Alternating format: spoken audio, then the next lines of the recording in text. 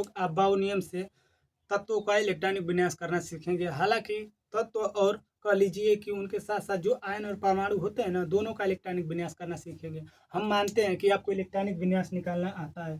और जो लोग अगर ये सोच रहे हैं दोस्तों कि हमको इलेक्ट्रॉनिक विन्यास आता है निकालना, वो सही बात है, निकाल लेंगे। लेकिन दोस्तों आप ध्यान दीजिएगा, जब यहाँ पर इसकी बात आती है ना, Fe प्लस या कह लीजिए कि Na प्लस, इन सभी का इलेक्ट्रॉनिक विन्यास करने के लिए आता है, तो आप लोग इलेक्ट्रॉनिक विन्यास करते समय थोड़ी सी गलतियां करते हैं और उसी वजह से आपका सवाल पूरा गलत हो जाता है। क्योंकि अभी हाल ही में हमारा हाफ ईयरली एग्जाम हुआ था हमारे स्कूल में, तो उसमें जितनी भी बच्चियां थी और लड़के थे, उन सभी को हम बताए थे। फिर भी समझ लीजिए कि केवल एक दो लोगों का ही सही था, बाकी सभी लोगों का ये गलत था। यह फी पर 3+ का इलेक्ट्रॉनिक विन्यास किए थे और सभी का इलेक्ट्रॉनिक विन्यास गलत था। उनको पता ही नहीं था कि इलेक्ट्रॉन कहाँ से निकलता है। सभी ने 3D में से इलेक्ट्रॉन निकाल दिया था, लेकिन वो निकलना कहाँ से चाहिए था, चलिए आज इस वीडियो में हम आपको समझाते हैं। तो दोस्तों चलिए स्टार्ट करते हैं वीडियो को। तो दोस्तों देखिए, ये हम लिखे हैं Na और यहाँ पे लिखे हैं Na प्लस।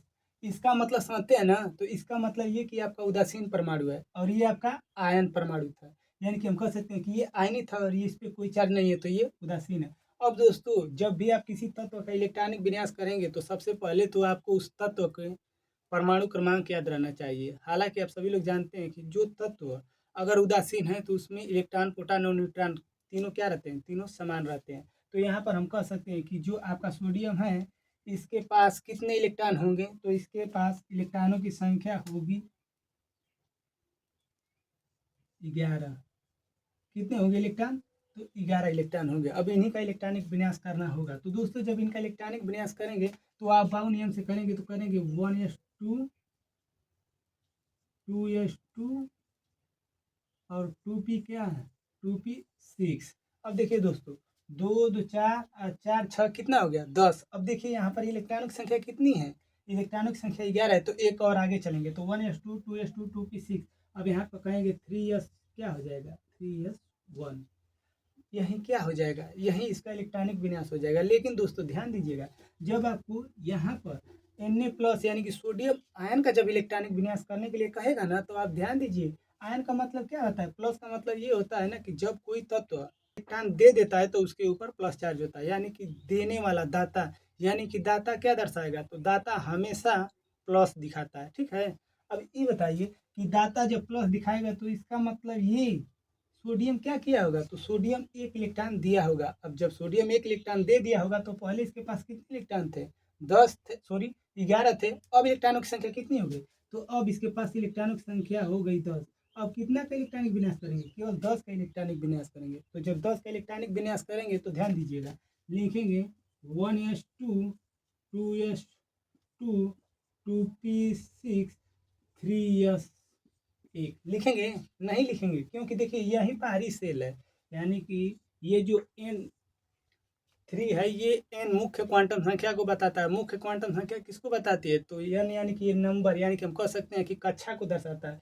तो ये आपका लास्ट कक्षा है, तो इसमें से इलेक्ट्रॉन निकल जाएगा। तो जब इसमें से आप इलेक्ट्रॉन निकाल देंगे तो आपका क्या हो जाएगा, तो आपका हो जाएगा ये। अब देखिए 6 4 10 इलेक्ट्रॉनिक विन्यास हो गया कि नहीं हो गया। लेकिन दोस्तों यहाँ पर चलिए करते हैं। हालांकि इसका इलेक्ट्रॉनिक विन्यास तो आप लोग आसानी से कर लेंगे, लेकिन दोस्तों देखिए यहाँ पर सभी लोगों ने गलतियाँ किया था। और क्या गलतियाँ किया था, चलिए वहाँ पर समझाते हैं। तो चलिए, अगर मान लीजिए कि Fe का इलेक्ट्रॉनिक विन्यास करने के लिए कह दिया जाए, तो Fe में कितने प्रोटॉन हैं या इसका परमाणु क्रमांक कितना है, तो आप बोलेंगे कि इसका परमाणु क्रमांक है 26। तो जब इसका परमाणु क्रमांक 26 है तो इसमें इलेक्ट्रॉनों की संख्या कितनी हो जाएगी, तो ये आपका उदासीन परमाणु है ना, तो जब उदासीन परमाणु है तो इसमें इलेक्ट्रॉनों की संख्या आपकी हो जाएगी 26। अब जब 26 का आपको इलेक्ट्रॉनिक विन्यास करना होगा तो वही नियम लगाएंगे। अभाव नियम से 1s क्या करेंगे, तो 1s2, उसके बाद 2s क्या, 2 2p6 3s2 3p6 4s2, देख ले दिखाई दे रहा है कि नहीं, 4s2, और ये हो जाएगा 3d। अब देखिए दोस्तों, इतना तक तो एकदम रट लीजिए आप, 1s2 2s2 2p6 3s2 3p6 4s2, इतना तक अगर आप रटे रहेंगे तो इतना तक जब करेंगे ना तो टोटल 20 ही आता है। उसके बाद 3d आता है। तो देखिए यहाँ से यहाँ तक पूरा टोटल 20 है। और इसमें इलेक्ट्रॉनों की संख्या कितनी है, तो इलेक्ट्रॉनों की संख्या 26 है। तो यहाँ पर क्या लिख देंगे, तो यहाँ पर लिख देंगे 26, सॉरी 6 लिख देंगे। तो जैसे ही 6 लिखेंगे तो पूरा आपका Fe का इलेक्ट्रॉनिक विन्यास हो गया। अगर आपसे कोई पूछेगा कि Fe का इलेक्ट्रॉनिक विन्यास करना है तो करिए, तो आप Fe का इलेक्ट्रॉनिक विन्यास जब आप करेंगे ना तो इसी तरह कर देंगे तो एकदम सही है। ये आपका इलेक्ट्रॉनिक विन्यास एकदम परफेक्ट है। लेकिन दोस्तों ध्यान दीजिए, यहाँ पर गलतियाँ होती है। किस पे, तो यहाँ पर गलतियाँ हमेशा देखने को मिलती है। यहाँ पर Fe पर 3+ है, तो Fe पर 3+ का मतलब कि 3 इलेक्ट्रॉन क्या किया होगा, हाँ 3 इलेक्ट्रॉन दान किया होगा। तो जब 3 इलेक्ट्रॉन दान कर दिया तो पहले इसके पास इलेक्ट्रॉनों की संख्या कितनी थी, तो सबसे पहले इसके पास इलेक्ट्रॉनों की संख्या थी 26। अब 3 इलेक्ट्रॉन दे दिया तो कितने इलेक्ट्रॉन बचे, 23 इलेक्ट्रॉन बचे।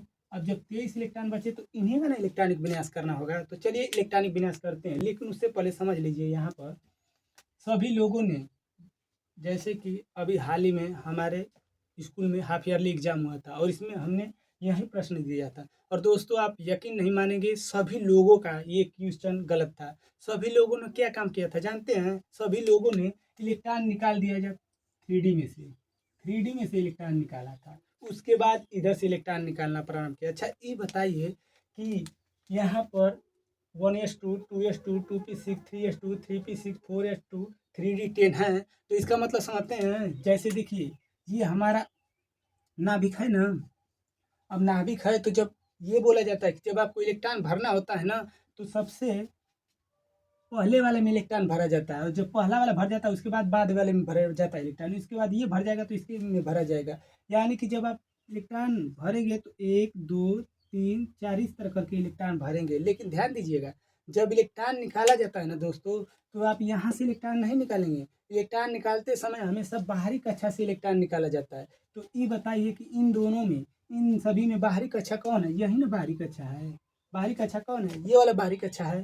तो ये बताइए कि जब बाहरी कक्षा ये है, देखिए आगे देखिए एम कक्षा को बताता है।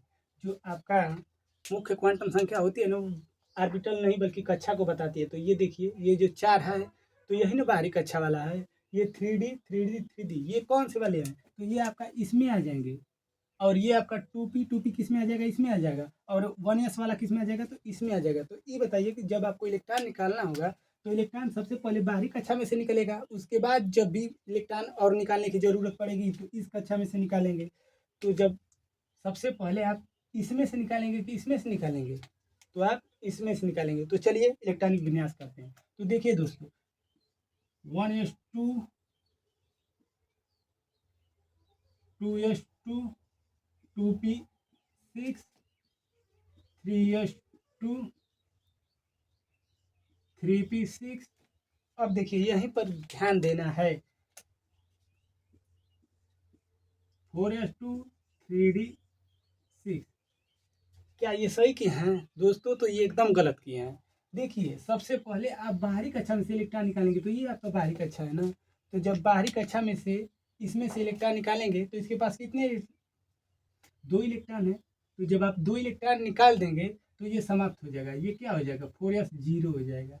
4s 0, या जिसको 0 लिखे या मत भी लिखिए, लेकिन देखिए ये 4s 0 हो गया ना। अब देखिए यहाँ पर इलेक्ट्रॉन कितने निकालने थे, 3, लेकिन आपने निकाला कितना, 2। तो अब इसके बाद जैसे ही ये वाला कक्षा में से निकाल लिए, यानी कि इसमें से निकाल लिए, तो ये वाला पूरा इलेक्ट्रॉन निकालिए तो ये कक्षा समाप्त हो गई। इसमें से पूरा इलेक्ट्रॉन निकाल लिए तो ये कक्षा समाप्त हो गई। अब कौन कक्षा बची, तीसरी कक्षा बची कि नहीं बची। तो जब तीसरी कक्षा बची तो अब तीसरी कक्षा में से आपको जितना इलेक्ट्रॉन चाहिए निकालेंगे। तो कितना इलेक्ट्रॉन आपको अभी निकालना है, केवल 1 इलेक्ट्रॉन निकालना है। तो 1 इलेक्ट्रॉन किस में से निकालेंगे, इसमें से निकालेंगे। तो जब इसमें से निकालेंगे तो ये क्या हो जाएगा, तो ये आपका हो जाएगा 3d5। अब दोस्तों आपका राइट आंसर यही होना चाहिए, 1s2 2s2 2p6 3s2 3p6 4s 0 और 3d5 रहना चाहिए। लेकिन दोस्तों आप सभी लोग गलतियां यही करते हैं। आप लोग गलती क्या करते हैं जानते हैं, आप लोग यहाँ से नहीं बल्कि इसको इसी तरह रहने देते हैं और पूरा का पूरा इलेक्ट्रॉन इसी में से निकाल कर बल्कि इसको 3 कर देते हैं। तो दोस्तों ये बताइए कि जब अगर हम मान लीजिए कि यहाँ पर कपड़ा पहने हैं और इसके अंदर गंजी भी पहने हैं, तो अगर हमको गंजी निकालना होगा तो सबसे पहले हम इस कुर्ते को निकालेंगे, ये शर्ट को निकालेंगे, तभी तो इस गंजी को निकाल सकते हैं। तो उसी तरह जब भी आपको अगर इलेक्ट्रॉन निकालना होगा ना तो सबसे पहले बाहरी कक्षा में से इलेक्ट्रॉन निकाला जाता है।